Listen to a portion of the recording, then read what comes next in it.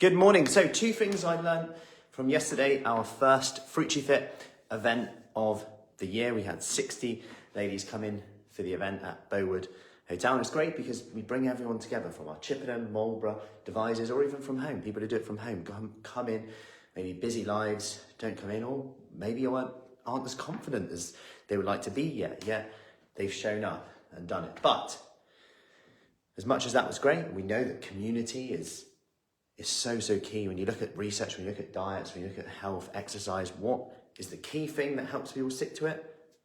Community, the support you get. Like, no matter what the diet is, if it creates a calorie deficit, but what's the thing that helps people keep going? That support, that accountability, that community. And the 2 things that I learned yesterday were this. Number 1, the first thing was that you could just be a conversation away from beating yourself up, feeling like a failure. And a conversation away from going from there to actually feeling good about yourself, to actually going, I can do this, to completely changing that mindset. And I was reminded of this yesterday, in how much we beat ourselves up for not being able to do something perfectly, when actually no one does it perfectly. It's about progress, you versus you, and just getting a little bit better and focusing on the range of movement that you can do as well. Whether you can't squat as low as someone else, whether you can't do a push-up as deep as someone else, the great thing about it, little techniques, as I share a lot on our Facebook page, our YouTube page, and our private group, partial range is a great way to put less strain on joints, but still get a lot of stress on the muscle, which is still going to help with bone density, going to help with toning you up, strength, fat loss, you name it. So don't forget that. The first thing I learned is, you could just be one conversation away from completely flipping it and going, actually, I'm doing okay. And that difference, and from doing this for years now, it's quite crazy when I say 16 years, like 16 years of work with people, personal training, studying as well. When I look back over the 16 years, it's those little conversations that help people keep going for long enough to see the results. So it's a good reminder that even if today you notice someone's beating themselves up, give them that little, you know what, X, Y, Z, you have done this well, don't forget you've done this well as well. Number 2, the second thing I learned yesterday was how much we compare ourselves to others and assume that if they're doing this, it will work for me as well. So for example, if X is losing weight doing 1,600 calories, maybe that's why I'm not losing weight. Maybe I'm eating too little. Maybe I need to eat that much and I need to follow their diet.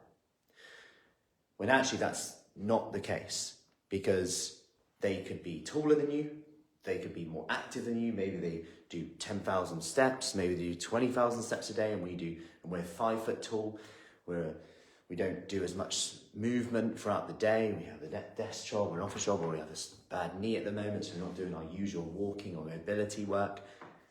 And there's all these factors that come into it. And some people will need to just simply, to get the same results as someone else, as unfair as it seems, need to be on a lower calorie intake. But the cool thing is as I spoke to someone about that yesterday, I said, I'd rather just tell you the truth than pretend and go, try X, Y, Z. You're not eating enough. You need to boost your metabolism. The actual truth is we can eat more though. So just because I say fewer calories doesn't mean you can't eat more. Because what we can then do, especially if you struggle with hunger, we look at research. What does the research say? Well, the most filling, you feel the most full when your food volume is high. AKA, if the weight of your plate is heavy, you'll feel more full up. So what does that look like? Lots of vegetables, lots of salad, soups, you name it, filling your meals with that. Then we look at protein-rich foods. Protein keeps you fuller for longer. If you want carbohydrates, of course, include them in your diet.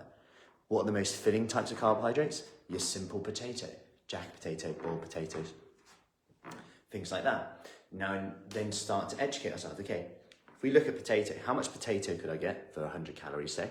Compare that to how much calories you can get, how much pasta you can eat for 100 calories. Like when you compare 100 calories, potato versus pasta, you might be quite surprised. You might be going, okay, this is where I'm potentially overeating now. And this was a real powerful aha moment, because now we've got a bit of a plan. Now we can see, okay, yes, I need to get a handle on this part. And actually, if I increase my food volume here, I'm going to see results. And as hard as that might be, It's a lot easier than going, I'm stuck, my metabolism's broke, maybe it's my glucose, maybe it's this. And then we jump on these things that have no science behind them. So, I hope this helps. Any questions, let me know. We have our next event going to be announced shortly. But also, if you want more information about our Kickstart program, which includes all our events in there as well, do comment below with Kickstart and I'll get you the details. Have an awesome Monday and I'll see you